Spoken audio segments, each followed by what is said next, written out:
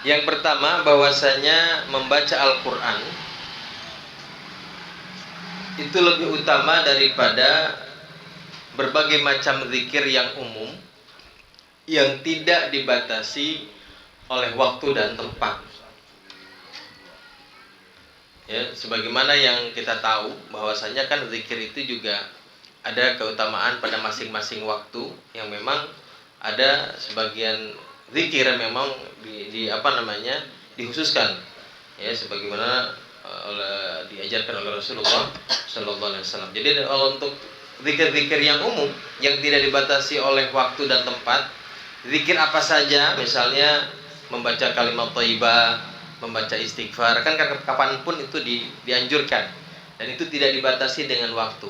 Nah, membaca Al-Quran fadilahnya adalah itu lebih utama daripada membaca zikir yang tidak dibatasi oleh waktu dan tempat. Jadi kalau kita misalnya bangun malam atau kapan saja kita duduk di mana saja, tidak ada bacaan yang bisa kita baca, zikir nggak banyak yang hafal, nah baca Quran. Kayak misalnya kita datang ke masjid hari Jumat, ya, habis sholat duha, sholat tahiyatul masjid, selesai semua, daripada kita diam aja sampai menunggu ngantuk gitu ya, daripada tidak ada yang dibaca, maka baca Al-Quran gitu ya.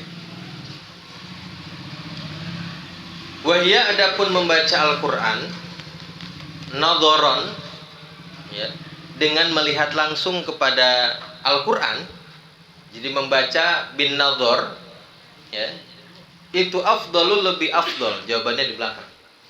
Itu lebih utama daripada membaca Al-Quran tanpa melihat, misalnya dihafal gitu.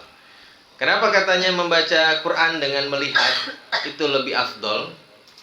Pertama, karena kalau membaca Al-Quran dengan membaca langsung kepada Al-Quran, itu amalnya lebih banyak, ya, amalnya lebih banyak.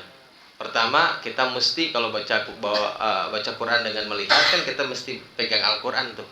Kita mesti wudu dulu. Lalu membawa Al-Qurannya sendiri itu sudah merupakan ibadah. Jadi amalnya lebih banyak katanya. Jadi membaca Al-Quran dengan nadhar itu lebih banyak. Lalu dari segi yang lain, misalnya katanya membaca Al-Quran bin nadhar lebih bisa menghayati maknanya, ya, bisa mengangan-angan maknanya. Nah, sedangkan orang yang membaca Al-Quran bil hifdzi, misalnya bil ghaib, dengan tanpa melihat, selain tadi misalnya tidak diharuskan mengambil wudu, tidak membawa Al-Quran, dia cukup duduk aja sudah bisa baca. Jadi amalnya lebih sedikit daripada orang yang membaca Al-Quran bin nadhar. Hanya saja, ya, dari segi yang lain, kalau tadi orang yang nazar mungkin ketika ta'ammul ma'ani, tadabbur ma'ani, menghayati, meresapi maknanya lebih dapat. Kenapa? Karena orang yang hifid, orang yang hafal, pasti dia akan sibuk dengan mengingat hafalannya. Ya, ketika dia sibuk mengingat hafalannya, akan sedikit lupa kurang bisa menghayati maknanya gitu. Itu yang pertama. Yang kedua, wafis sholah, kemudian membaca Al-Quran dalam sholat itu juga lebih afdol. Ya, tentu membaca Al-Quran dalam sholat ini, misalnya kalau tidak posisinya kita tidak jadi imam, satu. Ya, karena kalau jadi imam nanti dilihat makmumnya, apakah makmumnya ridho dengan bacaan seperti itu. Misalnya kalau di Masjid Al-Mu'tamar An-Nur misalnya, yang sudah biasa setiap maghrib, isya dan sebagainya itu membaca Al-Quran, sehingga makmum yang datang udah tahu nih, ya, itu kan lain lagi. Tapi kalau misalnya kira-kira makmumnya, waduh, ternyata imamnya lama banget baca Quran gitu ya, jangan. Makanya tidak diperuntukkan untuk imam, satu. Yang kedua, dalam sholat ini mungkin lebih tepatnya dalam sholat sunnah, yang memang kita disunahkan untuk berlama-lama di sana, berlama-lama dalam melaksanakan sholat, gitu ya. Jadi sunnah membaca Al-Quran di dalam sholat, panjangin waktu ketika kita membaca Al-Quran di dalam sholat. Jadi asal jangan sampai kita baca salat sunat bacaannya itu aja. Al-Kafirun sama kulhu, Al-Kafirun sama kulhu, nggak ada surat yang lain. Nah, kalau tidak ada surat yang lain maka baca Al-Quran. Ya nggak apa-apa sambil dibawa tuh. Al-Qurannya dibawa, ditandain mana, lembaran mana yang mau kita baca. Nanti kita begitu ruku atau sujud, simpen di ketiak kita, dijepit. Ya, di sini nih. Atau di kanan. Nanti ya, supaya kita tetap tangan kita leluasa dalam gerakan sholat. Ya, kecuali misalnya kita sudah ada nyiapin bangku untuk naro, nanti begitu bangun kita ngambil lagi, itu lain-lain cerita. Tapi kalau misalnya nggak ada ya taruhnya di sini. Lalu yang ketiga, wabil lail, kemudian afdolnya membaca Quran itu pada malam hari, di tengah malam. Wanisfihil akhir, kemudian ya terlebih lagi di setengah akhir malam, berarti jam 12 malam ke bawah tuh menjelang pagi. Kita sunnah membaca Al-Qur'an. Wa bainal isya'aini, antara maghrib dan isya. Ya, nungguin maghrib ke isya itu kan waktunya jedanya sedikit tuh. Orang-orang dulu kan begitu, begitu masuk ke masjid dari maghrib ntar pulangnya isya. Nah, selepas wiridan, selepas sholat sunat segala macam, baca Al-Quran sambil nungguin isya. Wa ba'da subhi, kemudian setelah sholat subuh. Wa fi afdalil awqat, dan juga dalam waktu-waktu tertentu, dalam waktu-waktu yang utama, afdalu lebih afdal. Itu ya, jadi membaca Al-Quran dalam waktu-waktu yang ini yang disebutkan itu lebih afdal. Itu ya. Far'un yusannu tartiluha hatta lil a'jami. Kemudian dalam membaca Al-Quran disunnahkan kita membacanya dengan tartil, pelan-pelan. Hatta lil a'jami, begitu juga orang yang ajami. Kita nih orang ajam nih, ya baca Al-Quran pelan-pelan. Hatta lil ajami, sehingga orang-orang ajami alladzi la yafhamuhu, yang tidak paham. Ya, kita yang nggak paham nih dengan apa yang kita baca tetap disunahkan tartil. Misalnya kita tartil kan katanya bacaan tartil supaya kita bisa tadabbur ma'an, bisa menghayati, bisa meresapi maknanya. Bagaimana dengan orang-orang ajami yang ya boro-boro tadabbur ma'an, terjemahannya aja kita lewat. Gitu. Gimana? Walaupun orang ajami yang tidak paham dengan isi Al-Quran, disunnahkan bacaannya tartil. Karena baca Al-Quran itu paham nggak paham, itu ta'abbud bitilawati, menjadi ibadah. Hanya dengan sekedar membacanya saja sudah menjadi ibadah. Wahuwa, adapun tartil adalah al-intiqalu min harfin ila harfin, berpindah dari satu huruf ke huruf yang lain, ila harfin akhar, bita'anin, dengan pelan-pelan, ya, dengan alon-alon, bila waqfatin, tanpa wakof. Ya, pelan-pelan itu bukan berarti satu huruf bisa baca a, ba, ya, bukan itu ya. Dibaca nyambung semua tanpa ada jeda, tetapi pelan-pelan sehingga semua huruf yang kita ucapkan terdengar dengan jelas. Itu namanya tartil. Ya, jangan sampai kita baca Al-Quran, Al-Fatihah kedengaran ujungnya doang. Bismillahirrahmanirrahim gitu. Ya, itu namanya. Kan ada orang yang begitu kecepatan tuh. Mobil khusus misalnya dalam taraweh, salat taraweh itu biasanya tuh ngebut banget kenceng. Sehingga yang kita kedengaran cuman him-himnya doang, ujung-ujungnya doang. Nah, itu namanya berarti ada mutartil. Jadi sebut dengan tartil itu sekiranya semua huruf yang kita baca terdengar dengan jelas. Itu namanya tartil. Wa harfun tartilun afdalu min harfai ghairihi. Ya. Dan membaca satu huruf dengan tartil itu lebih baik daripada membaca dua huruf tidak tartil. Ya, artinya bacaan Al-Quran yang sedikit dengan tartil lebih baik daripada banyak tapi enggak tartil. Itu mah kita kalau lagi Ramadan, kita darusan gitu ya, pengennya kan buru-buru hatam tuh, banyak buat dibaca. Yang salah kagak diulangin, terus saja yang penting baca, yang penting hatam katanya gitu. Ya, padahal yang disunnahkan dalam membaca Al-Quran adalah bacaan tartil.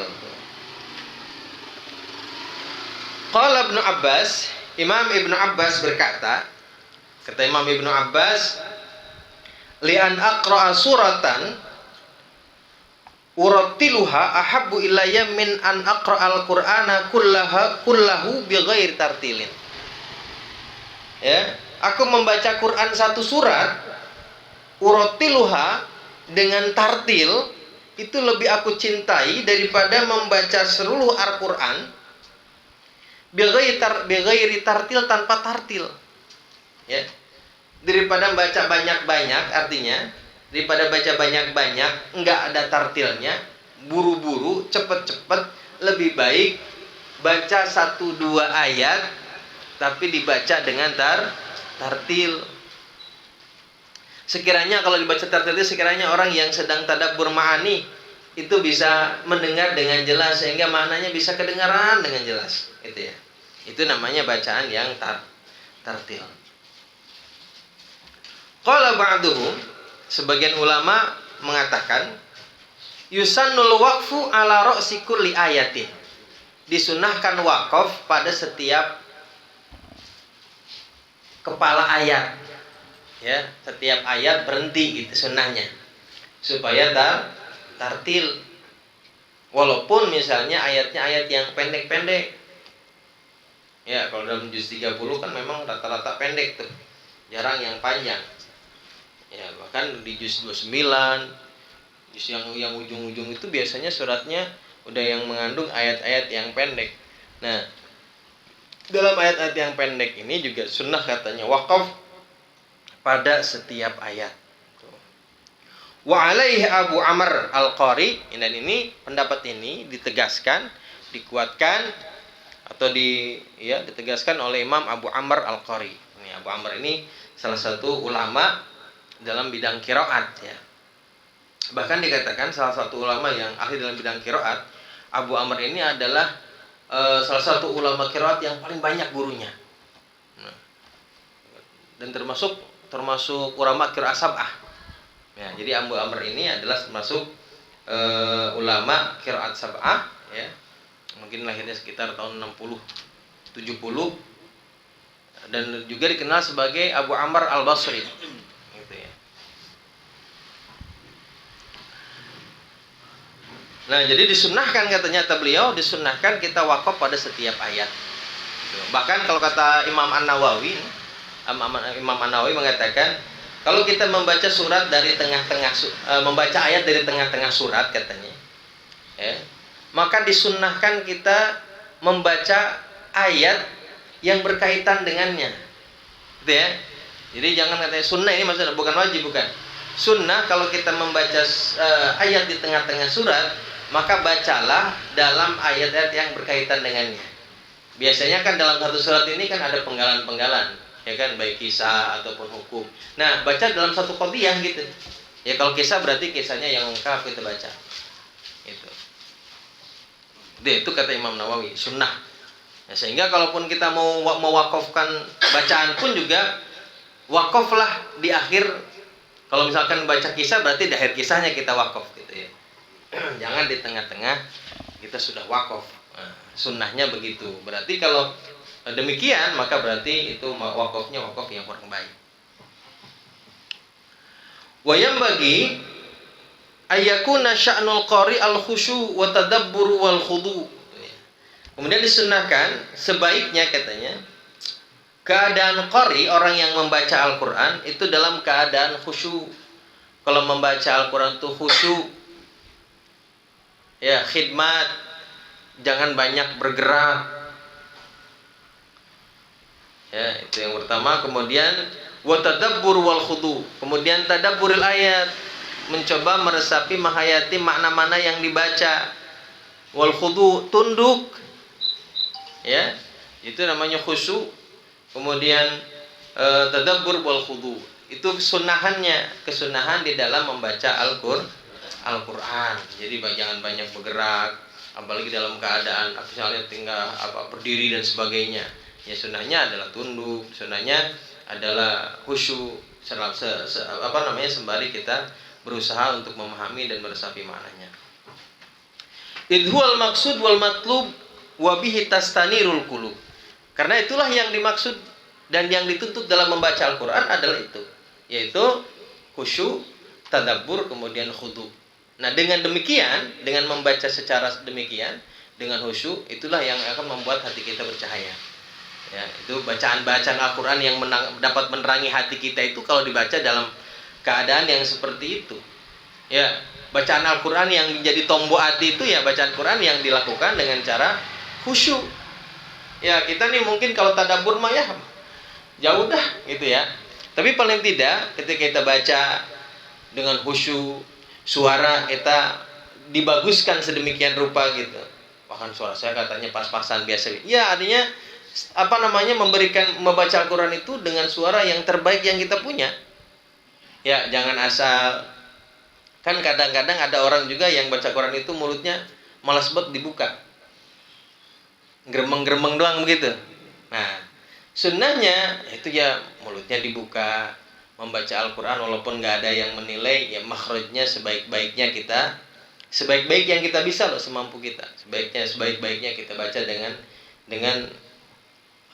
makhraj yang benar dan lain sebagainya. Qala Anas bin Malik berkata, rubbatalin lil Qur'ani wal Qur'anu yal'anuhu.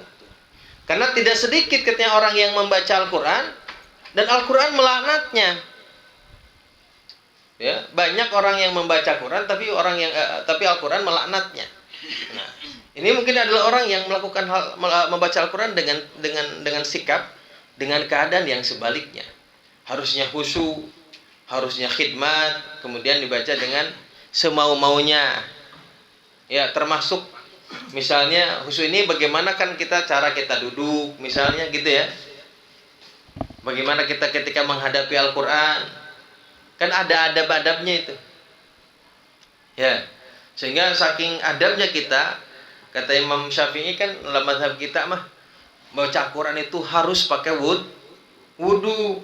Itu salah satu adab kita tuh. Bahkan dalam mazhab Imam Syafi'i kalau kita megang Al-Qur'an tanpa wudu haram. Ya, coba sebelah mah. Al-Qur'an apa bedanya katanya? Kan kertas doang. Ya, nggak ada wudu, nggak ada apa, bebas aja. Ya, padahal kalau dalam kita mah haram.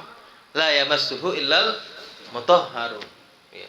Itu salah satu adab tuh bagaimana sikap kita. Sehingga dengan sikap yang baik, dengan adab yang baik, ya.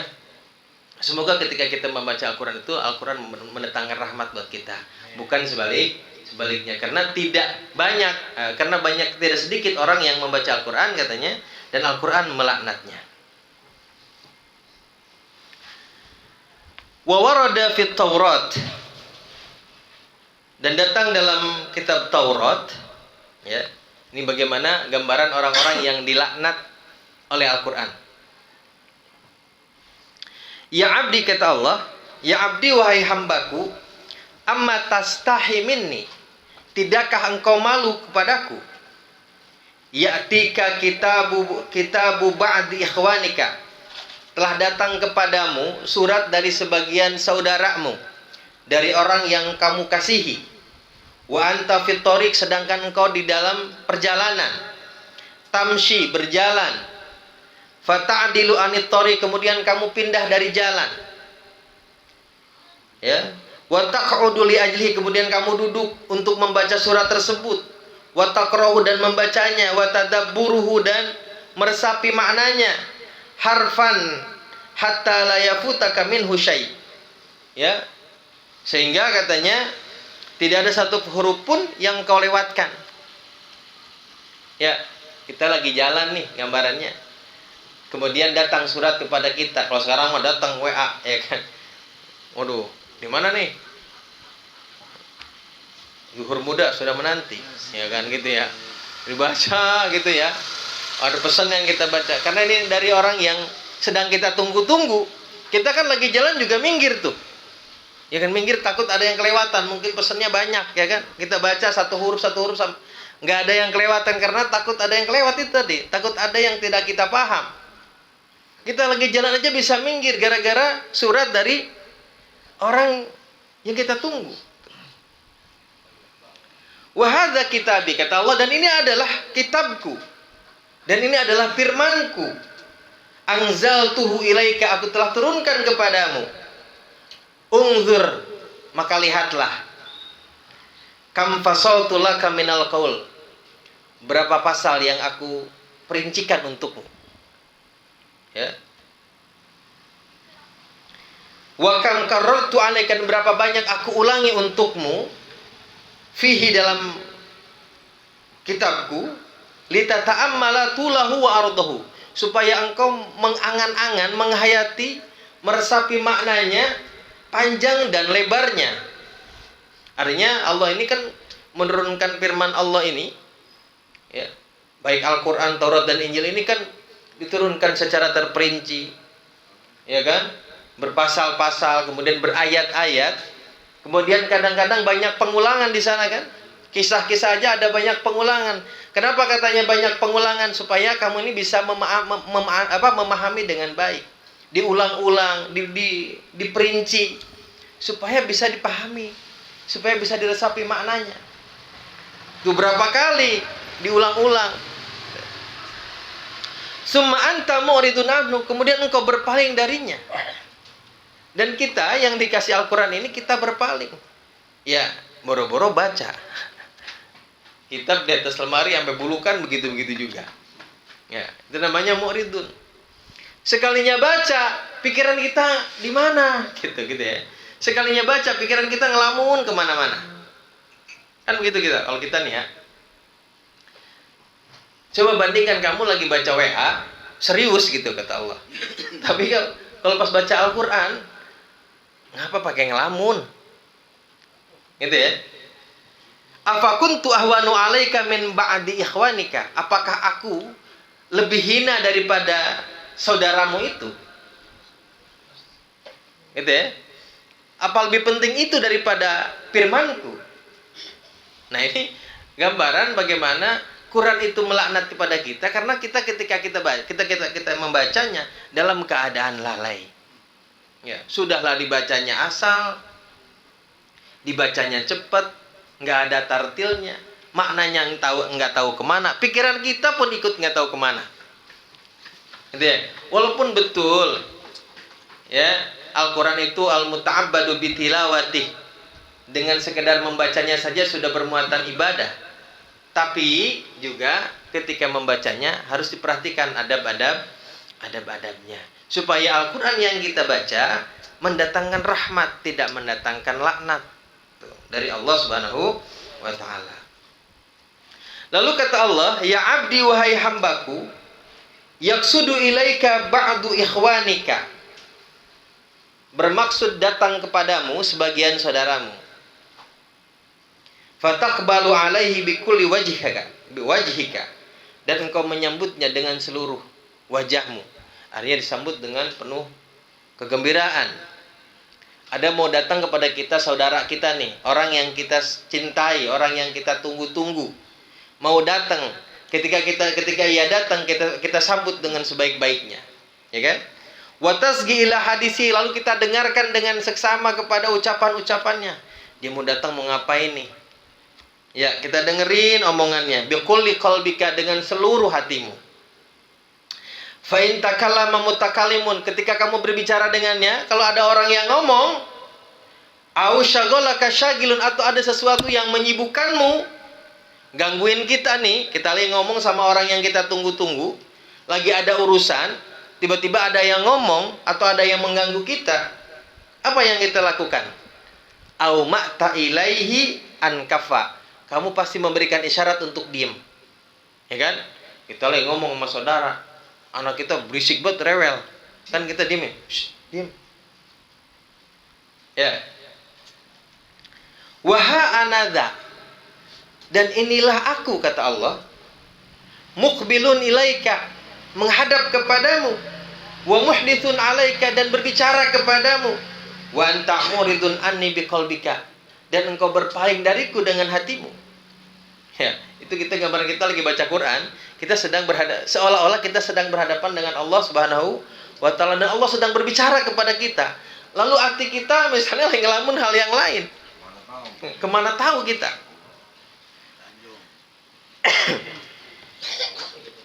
Apa kata Allah? Aja'atani ahwana 'alaika min ba'di ikhwanika. Apakah engkau telah menjadikan aku lebih hina daripada sebagian saudaramu itu? Lebih rendah, kata Allah. Gitu ya. Nah, kalau kita resapi maknanya kan begitu. Kalau kita baca Quran dalam keadaan yang lalai, pikiran kita nggak tahu kemana, itu kan seolah-olah seperti itu. Ini yang sedang kita baca firman Allah. Hati kita lalai. Kalau kita datang saudara kita lagi ngobrol sama kita, kan sebentar aja kita nggak mau melewatkan itu, takut ada omongannya yang kita nggak paham, gitu ya. Nggak mau kita diganggu. Ta'ala Allahu an dzalika 'uluwan kabira. Maha suci Allah, maha tinggi Allah, an dzalika dari semua itu, 'uluwan kabira dengan sungguh-sungguhnya. Faidatun. Qala fil majmu', dikatakan dalam kitab Majmu', al-ishtighal bihifdzi ma zada 'alal Fatihah, menyibukkan diri dengan menghafal ma zada 'alal Fatihati, melebihi surat Al-Fatihah, lebih daripada surat Al-Fatihah. Afdalu min sholati tatawwu, itu lebih afdal daripada salat sunnah. Ya, kita menghafal selain surat Al-Fatihah nih. Al-Fatihah mah kan insya Allah setiap orang muslim ini hafal dah, gitu ya. Menyibukkan diri dengan menghafal selain surat Al-Fatihah tadi, itu lebih afdal daripada sholat sunnah, gitu ya. Wa afta ba'dul mutaakhirin, dan sebagian ulama mutaakhir berkata, bi annal istighala bi hifdhihi afdalu minal istighal bi fardil kifayati min sairil ulumi duna fardil aini minha. Kata sebagian ulama mutaakhirin, bahkan menyibukkan diri kita dengan menghafal Al-Quran itu lebih utama dari menyibukkan diri kita mempelajari ilmu yang hukumnya fardu kifayah. Ya, min sairil ulumi, dari seluruh ilmu yang hukumnya fardu kifayah, duna fardu ain, yang bukan fardu ain. Ya, yang fardu ain itu kan seperti hal-hal yang sifatnya kewajiban kita nih, sholat, yang begitu namanya fardu ain. Tapi yang seperti ini kan hukumnya fardu kifayah nih.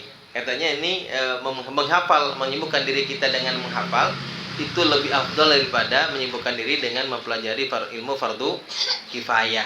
Ya, mondok tuh misalnya, itu lebih afdal menghafal Quran, itu fadilahnya. Betul, memang ini kata para ulama seperti ini hukumnya. Tetapi kembalikan kepada juga kapasitas orang. Karena tentu tidak semua orang mampu menghafal. Ya kan? Enggak, tidak semua orang mampu menghafal ini. Tidak semua orang mampu, tidak semua orang punya keminatan dan lain sebagainya. Sehingga apabila ya menghafal Quran hanya membuang-buang waktu saja, kan ada juga yang misalnya memorinya pendek, ya kan, cuman kapasitasnya dikit doang, ada. Ya, saya juga mungkin diantaranya begitu. Ya, hafal besok lupa lagi, hafal besok lupa lagi. Sedangkan menghafal Quran itu haram hukumnya. Apa yang sudah kita hafal kita lupa, haram hukumnya itu. Ya, ini di bawah ada.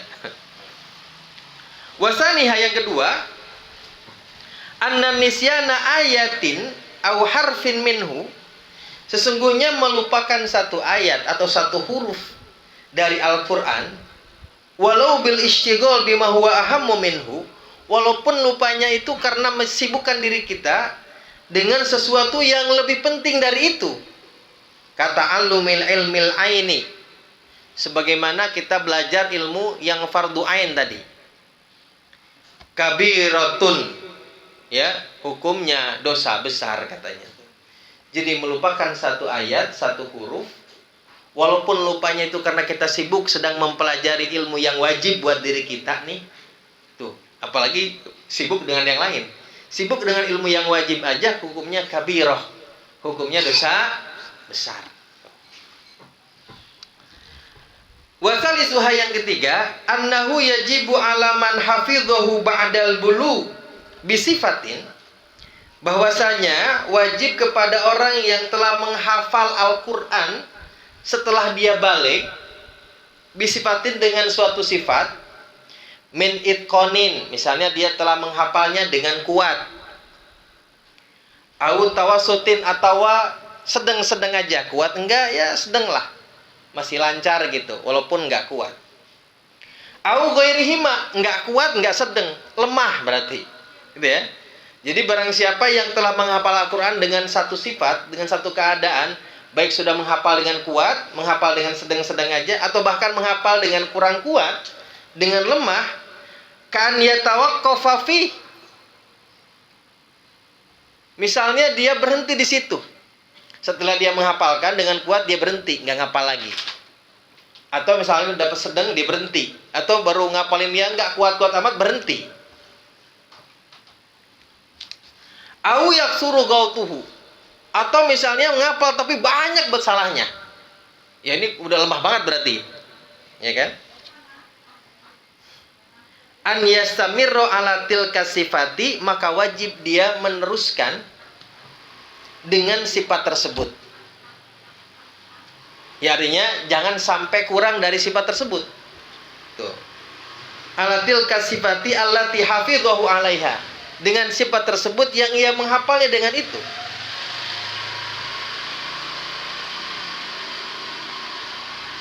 Fayahrumu alaihi, maka hukumnya haram. Naqsuha min hafidhatihi, hukumnya haram kurang dari apa yang telah dihafalkan. Paham gak? Jadi kalau kita udah ngapal nih Al-Quran, walaupun dalam keadaan kemarin hafalannya itu lemah, nggak boleh kurang dari hafalan kelemahan kamu itu. Walaupun kemarin ngapalnya banyak salah, nggak boleh kurang dari yang kemarin. Harus dipertahankan minimal, harus dipertahankan. Ya, dan hukumnya dosa itu. Dosa. Apalagi untungnya gua ini. Pahala lagi ya. Pahala lagi. Ini dengan tapi kan impas, dulu kan dia banyak pahalanya dulu. Iya, bisa sama lah. Warabiuha yang keempat. Itu masalah ngapal, makanya Masya Allah. Tapi juga jangan kemudian memotivasi kita, makanya itu gue nggak mau ngapalin Quran. itu masalah lagi aja. Nggak ada. Salah lagi itu mah ditanya. Ini artinya memotivasi kita, kalau kita berapapun yang sudah kita hafal, usahakan untuk selalu diingat. Gak boleh kurang. Warabiuha yang keempat, annahu yahrumu tamziku ma kutiba fihi Qur'anun abasan, bahwasanya haram menyobek ma kutiba fi Qur'an, apa saja yang dituliskan di dalamnya Al-Qur'an. Abasan dengan main-main. Ya kalau ada tulisan di mana saja nih, tulisan Al-Qur'an yang tujuannya main-main, jangan menyobek sesuatu yang bertuliskan Al-Qur'an dengan main-main, kecuali ada tujuan. Ya, misalnya tulisan Al-Qur'an di kertas segala macam. Kalau nggak dihapus nggak bisa, ya dihancurkan begitu supaya nggak keinjek-injek. Dan itu yang kita bakar misalnya supaya nggak keinjek-injek. Ya makanya jangan asal di mana aja nulis ayat Al-Qur'an begitu. Ya. Itu masuk ayat tuh. Ya itu makanya kan sekarang kayaknya sedikit dah. Enggak banyak sekarang ya. Walaupun ada dengan tulisan Latin. Ya ayat Al-Qur'an enggak boleh. Pokoknya apapun yang bertulisan Al-Qur'an enggak boleh disobek kalau main-main gitu, enggak ada tujuan. Oh iya. Paham enggak? Kalau nyobek itu enggak ada tujuan. Asal nyobek aja. Iseng. Ya. Supaya jangan sampai diinjak. Ya. Wabal'uhu, kemudian menelannya haram. Wabal uhuli aklihi, itu menelannya untuk dimakan, nggak boleh, haram. Wala syurbu mahwihi, tapi kalau meminum yang terkandung Al-Qur'an nggak apa-apa. Oh gitu. Yang dicelupkan tuh. Iya, maharonya. Itu karena ya apa namanya dicelupkan kan ada sebagian kesunahan kesunahan ya. Ya menurut para ulama apa namanya mengalami berkah lah gitu ya. Kemudian nulis ayat Al-Qur'an, kemudian masukin ke airnya diminum gitu sih. Kayak gitu itu nggak haram. Bukan Al-Qur'an. Ya tapi kalau misalnya Al-Qur'an kita tulis ditelan, wah biar jagoan. Jangan, karena akan bercampur dengan kotoran dalam tubuh kita. Ya, tapi meminum sesuatu yang mengandung ayat Al-Qur'an itu enggak apa-apa. Wa tarku raf'ihi 'anil ardi. Kemudian katanya tidak mengangkat yang bertuliskan Al-Qur'an dari tanah. Kita ngelihat ada tulisan bismillah misalnya, baik dalam undangan atau apapun di tanah, kita biarin aja, itu haram hukumnya. Ya, sebisa mungkin kita amankan. Ya. Kalau nggak sanggup jaganya udah bakar kayak apa kayak gitu. Ya.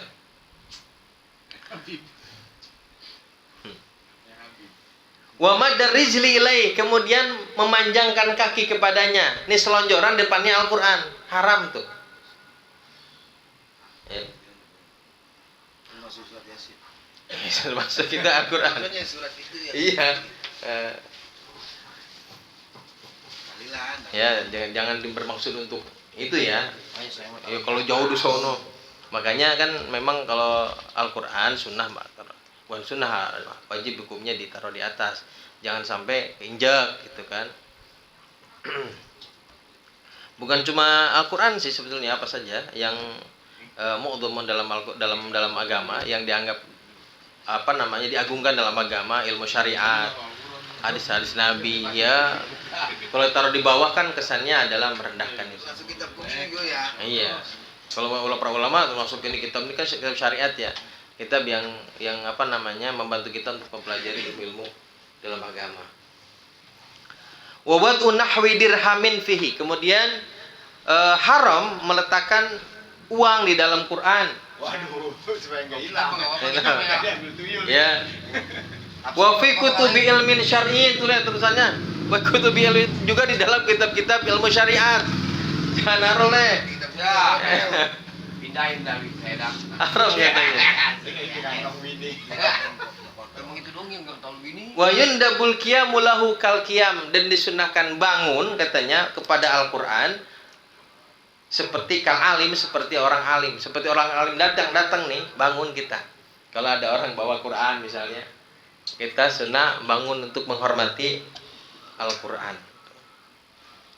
Wahaka Yusuf Al-Maliki, Imam Yusuf Al-Maliki menceritakan annal Imam Abu Bakrin bin Fawraq, bahwasanya Imam Abu Bakar Al-Fawraq, mana ma fi baitin, beliau tidak pernah tidur fi baitin fihi mushafun qat, yang di dalamnya terdapat mushaf Al-Qur'an sama sekali katanya.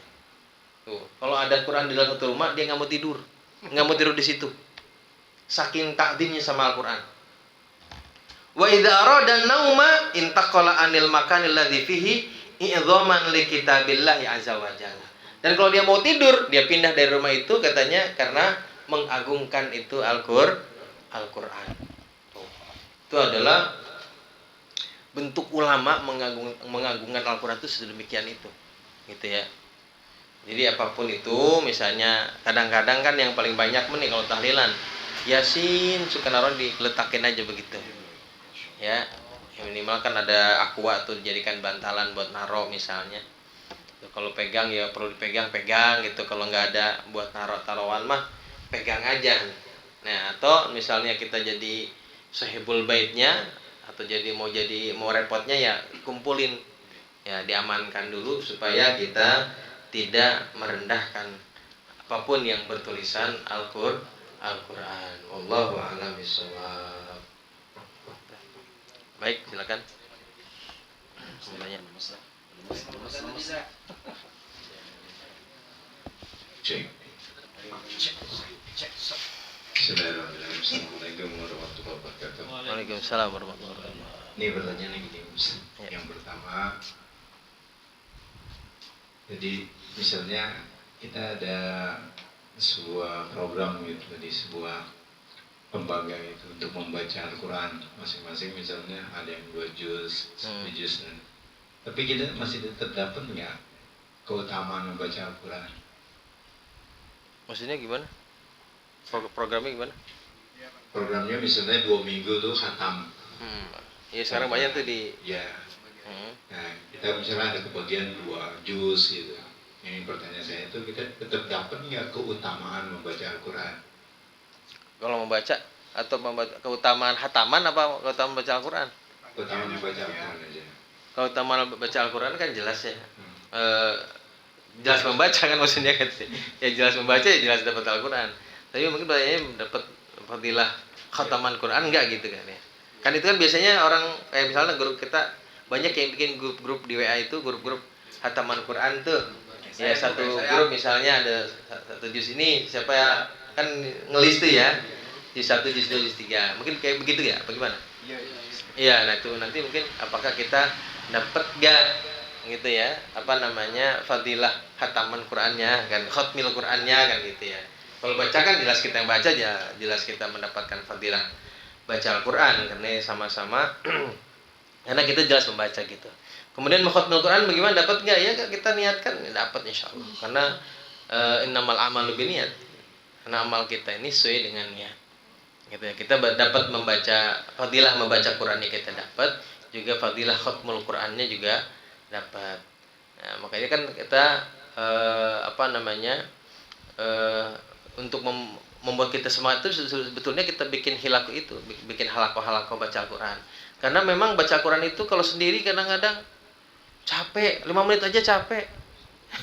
Ya, 5 menit aja kayaknya lama banget, baru 5 menit padahal. Ya, kalau pakai halaqah itu biasanya kita lebih semangat karena ada kawannya juga gitu ya. Dan juga biasanya itu yang satu baca satu dengerin itu sama juga pahalanya gitu. Jadi kita juga mungkin capek nggak terlalu capek karena tidak terus menerus membaca, ya. Tapi juga pahalanya dan fadilahnya dapat pahala membaca dan pahala jamaah membaca, baca secara berjamaah. Gitu. Yang kedua begini Mas, tadi kan diutamakan misalnya sholat sunnah gitu kan ya. Nah, itu lebih utama kita membaca Al-Quran atau lebih utama kuantitasnya, banyaknya gitu kita sholat sunnah itu? Oh, ya. Masih Ustaz. Ya ini memang ada berbeda pendapat ulama ya. Ada yang mengatakan lebih afdol mana nih? Misalnya gini. Salat sunat terus salat witir malam ya. Salat sunat witir malam 11 dengan durasi 1 jam misalnya, atau misalnya kayak tarawih ya, tarawih ini gampang nih. Tarawih 23 rakaat 1 jam atau tarawih 11 rakaat 1 jam juga nih. Mana yang lebih afdol? Kan gitu ya. Kalau melihat daripada qiraahnya, tentu kan yang 11 rakaat dengan durasi yang 1 jam itu pasti yang paling panjang adalah dalam qiraahnya. Karena kan kalau ruku, sujud, pasti itu adalah satu rukun-rukun yang durasinya sama lah ya. Bacanya subhanallah, subhanarabbiyal azim wa bihamdi 3 kali sama dengan kita. Ya. Tentu yang paling banyak adalah qiraahnya. Atau yang kedua, nah ini memang berbeda pendapat ini. Ulama itu ada yang mengatakan banyak rakaat ini itu lebih afdol katanya. Kenapa lebih afdol? Banyak rakaat lebih afdol daripada yang 11 rakaat. Karena kalau rakaatnya banyak berarti amaliyahnya lebih banyak. Rokunya lebih banyak, sujudnya lebih banyak gitu loh. Dilihat dari fi'linya. Nah, tapi juga ada ulama yang mengatakan, ini saya lupa namanya ya, nama pendapat ini. Katanya al-qiraah afdol karena melihat daripada tadabburul ayat dan qiraah itu tadi itu. Jadi kalau kita melihat dari fadilah Al-Qur'an, tentu mungkin yang qiraah yang lebih afdol. Gitu ya. Kemudian kalau misalnya dilihat dari amaliyahnya, amalnya lebih banyak yang sana. Yang lebih afdol gitu ya. Gitu sebenarnya, ini kan pendapat para ulama. Yang paling penting adalah bagaimana kita kemudian ya mampunya kita aja. Kan ada orang yang betah dengan berdiri lama gitu. Kan gitu ya. Artinya betah itu artinya kuat berdiri lama, mungkin qiraah afdal gitu. Tapi kalau misalnya nggak berdiri lama nggak kuat, ya lebih banyak amaliyah mungkin lebih afdal juga. Karena tentu dengan cara yang seperti itu salatnya tidak terganggu dengan misalnya lama amat di salatnya. Tapi kalau banyak kan nggak terasa gitu. Kita kembali kepada amaliyah itu aja. Sebetulnya bukan menjadi perbedaan pendapat ulama yang yang mengharuskan poros ini perasaan nggak mana aja lah gitu. Yang penting mah kita sanggupnya di mana gitu. Karena kedua-duanya dalam pendapat ini ada ulama yang mengatakan satu mengafdaliyah ini karena banyak amalnya, satu afdaliyah karena qiraahnya. Gitu. Itu dalam saya pernah baca juga di Muqaddimah Hadramiyah itu. Di Bushul Karim itu tentang kalau salat malam mana yang lebih afdal, apakah qiraah yang lebih afdal atau kasratul rakaat yang lebih afdal gitu. Kalau nggak salah begitu. Allahu a'lam ya. Kita lihat lagi pendapat siapa yang jelas itu ada dua pendapat tapi saya lupa siapanya. Yang lain? Ada nanya nggak? Bang Dulgoni itu kayaknya. Ini Assalamualaikum. Kalian apa mik? Assalamualaikum. Sombong. Ini fenomena zaman sekarang. Ya, emang kita juga sudah kalah sama mereka yang suka baca Quran. Itu yang sering live di TikTok tapi baca Quran. Siapa? Banyak lah. Banyak nih, kadang-kadang nenek-nenek, kadang-kadang ibu-ibu, ya kan? Yang tulis Quran. Nah, ya kita nggak mau kalah lah sama dia karena dia udah bisa mengamalkan kebaikan. Tapi yang saya tanyakan di sini, bagaimana pandangan Ustadz dengan fenomena ini kita terima kasih. Minta apa gitu ya. Nah gini, tentu itu pertama kembalikan kepada niatnya masing-masing ya. Kalau dilihat daripada syiarnya bagus. Karena tentu kalau niatnya syiar ingin memperlihatkan bahwa media sosial itu isinya jangan yang begitu-gitu aja. Nih ibadah juga bisa gitu misalnya. Bagus. Ya tapi kalau niatnya yang lain, nah itu tentu jadi lain juga itu niatnya gitu. Karena kan itu masalah amal mah tergantung kepada niatnya. Di satu sisi ada kebaikan mencontohkan kepada kita bagaimana mungkin yang bacaan Qurannya sudah baik ya atau yang punya berilmu berarti sedang menunjukkan bagaimana cara membaca Al-Quran dengan benar. Tapi di satu sisi yang lain mungkin juga ada tidak sedikit juga yang niatnya adalah mencari tadi itu gift. Ya orang-orang yang joget-joget udah ada, yang ini udah ada, baca Quran aja gitu kan. Itu yang mungkin tidak baik. Jadi menurut saya kalau pandangan saya sendiri ya saya tidak bisa menghakimi bagaimana, tapi dikembalikan kepada niat masing-masing. Tapi tentunya kan kalau di media sosial seperti live gitu juga kan ada tandanya kan kalau orang yang ikhlas mah kan nggak perlu tap ya atau hadiah atau subscribe kan tidak perlu begitu karena memang niatnya ikhlas. Ya mau subscribe apa orang nggak peduli. Tetapi kalau misalnya sudah tap atau misalkan minta sawer atau segala macam itu kan pasti kita sendiri bisa nilai lah bagaimana. Gitu ya. Jadi dari sisi saya ada positifnya pasti, tapi juga negatifnya juga ada. Ya, udah? Ada lagi nggak? Allahu a'lam bishawab. Kalau ngaji kubur, ngomongin duit. Aktor ya. Udah bahasa nggak itu ngaji kubur? Gue dijawab. Udah dijawab. Jawab itu mah. Tomak. Kalau boleh nggak ada pintunya itu. Hmm. Buang sabun. Ini mau bahas lagi aja nih. Bahas lagi apa jangan. Bahas ini kemana? Ada aktornya masalah. Di harga-harga banyak di kuburan ya. Lain kita mah Ntar kita itu di forum pribadi katanya. lapang apa? Kalau takut mati, Enggak apa-apa. Ustaz ini kan korlap juga. Iya. takut mati ntar. Ya. Oke. Apa? Enggak. Orang dibahas. Kalau saya mah kemarin saya jawab kalau Al-Quran minta bayaran, saya pengen motor satu. Oh gitu. Iya Hmm. mahal. Gua mah ada yang nyuruh Kori. Ini mah uang sabun Ada yang bukan? nyuruh Kori, gua mah berani berrol bukan. Asik. Mana gua nggak bayar? Saya tuh lupa hadis tentang ini tuh lupa ya, tapi redaksinya ada gitu. Maksudnya ingat gitu. Tapi redaksi komplitnya lupa. Gini. Sebetulnya memang kayaknya dulu pernah dibahas ya di sini ya. Sebetulnya itu mengambil ujroh atas bacaan Quran atau Al-Quran itu nggak masalah, nggak apa-apa gitu, nggak apa-apa karena dulu ada sahabat Nabi itu yang melakukan perjalanan malam. Siapa ya? Lupa siapa. Zaid bin Ka'ab apa siapa? Lupa zaman dulu lah. Udah bahas udah masuk ini ceritanya nih. Ini dan ini ada dalam kitab Hasyatul Bajuri juga ada. Hasyatul Bajuri kayaknya ada dalam Hasyiah.